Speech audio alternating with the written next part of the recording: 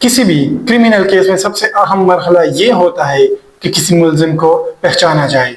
पाकिस्तान के अंदर इस अमल को आइडेंटिफिकेशन परेड कहते हैं। आज की वीडियो में हम ये देखेंगे कि ये परेड कैसे होती है, इसका कानूनी तरीका क्या है और कौन कौन से सेक्शंस इस पर लागू होते हैं।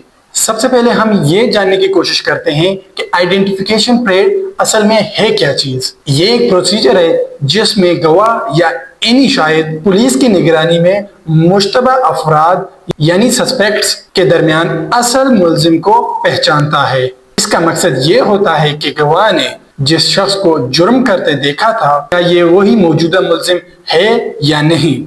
अब मैं आपको बताते चलूं कि आइडेंटिफिकेशन परेड की जो रेलेवेंट प्रोविजंस पाकिस्तान के अंदर बयान की गई हैं, उनमें सबसे पहले मैं आपको बताता चलूं कानूनी शहादत आर्डर के अंदर आर्टिकल 22 है, जो ये कहता है to establish the identity of thing और पर्सन। मैं आपको एक अहम बात बताते चलूं, क्रिमिनल प्रोसीजर कोड जो कि क्रिमिनल केसेस का पूरा प्रोसीजर जिसके अंदर बयान किया गया है, उसके अंदर आइडेंटिफिकेशन परेड की कोई प्रोसीजर बयान नहीं की गई है। हाँ, अलबत्ता अदालती फैसलों के जरिए इसे लाजमी हिस्सा माना गया है।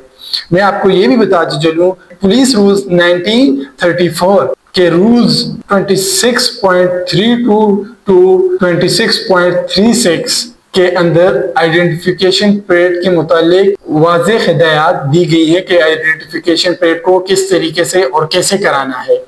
आइडेंटिफिकेशन परेड के हवाले से मैं सुप्रीम कोर्ट की कुछ जजमेंट्स हैं जो आपकी पेश नज़र कर देता हूँ। ये लाजमी अगर आप लॉ स्टूडेंट हैं या प्रैक्टिसिंग वकील हैं तो आप अगर इन जजमेंट्स को मुताला करेंगे तो आपको आइडेंटिफिकेशन परेड का बखूबी अंदाजा हो जाएगा। सबसे पहले मैं आपको बताते चलूं, 2025 SCMR page 868, 2025 SCMR page 318, 2025 SCMR page 281, 2025 SCMR page 50। ये सुप्रीम कोर्ट की लेटेस्ट जजमेंट्स हैं जिनके अंदर आइडेंटिफिकेशन परेड के हवाले से हिदायत वज़ा की गई हैं। अब आपको मैं इसका प्रोसीजर बताता हूँ कि ये आइडेंटिफिकेशन परेड किस तरीके से कराई जाती है। सबसे पहले मुश्तबा शख्स यानी एक्यूज को पुलिस हिरासत में लाने के बाद जेल के अंदर या जुडिशल लॉकअप के अंदर शनाख्त परेड कराई जाती है।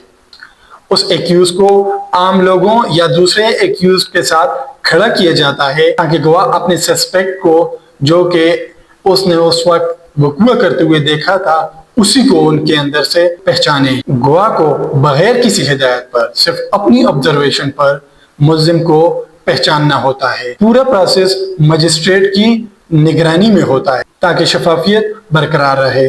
मैं आपको ये भी बताते चलूँ, जब पुलिस किसी एक्यूज को अरेस्ट करती है तो इस सिलसिले में पुलिस सबसे पहले तो ऐसा करती है कि मजिस्ट्रेट को एप्लीकेशन शनाख्त परेड के हवाले से देती है और मजिस्ट्रेट साहब एक डेट फिक्स करते हैं और उस डेट के हवाले से जेल सुपरिटेंडेंट को भी आगाह करते हैं कि वो आइडेंटिफिकेशन परेड के हवाले से जो जरूरी इंतजामात हैं वो करें।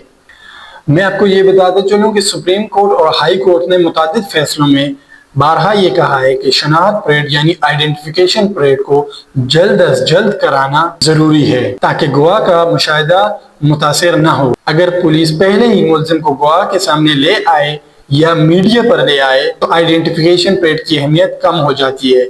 इस सिलसिले में मैं आपको एक एग्जांपल भी देता चलूँ। आपने बारहा देखा होगा जो फेमस केसेस होते हैं उनके अंदर जब एक्यूज को कोर्ट के अंदर पेश किया जाता है तो उनके सर को ढांप दिया जाता है ताकि कोई उन्हें देख ना सके, क्योंकि ऐसा अगर किसी ने देख लिया तो आइडेंटिफिकेशन परेड की, जैसे मैंने अभी आपको बताया कि बहरहाल सुप्रीम कोर्ट और हाई कोर्ट के फैसलों में कहा गया है कि शनाख्त परेड की अहमियत कम हो जाती है अगर गवाह ने या यानी शाहिद ने उसे पहले से देख लिया हो।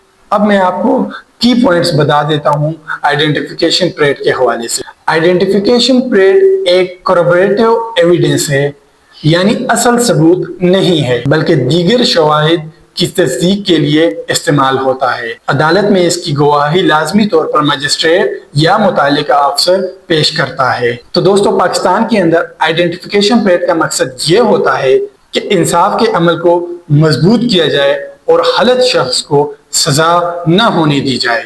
ये प्रोसीजर गवाहों के बयान की तस्दीक के लिए जरूरी होता है। اور میں یہ آپ کو بتاتے چلوں اس کی بنیاد پولیس رولز 1934 اور قانونی شہادت آرڈر 1984 پر ہے۔ اگر آپ کو یہ لیگل ٹاپک معلوماتی لگا ہو تو چینل کو سبسکرائب کریں اور کومنٹس کے اندر بتائیں کہ اگلی ویڈیو میں آپ کون سا ٹاپک دیکھنا چاہیں گے۔ ویڈیو کو لازمی لائک اینڈ شیئر ضرور کیجیے گا۔ ملتے ہیں اگلی ویڈیو کے اندر۔ شکریہ۔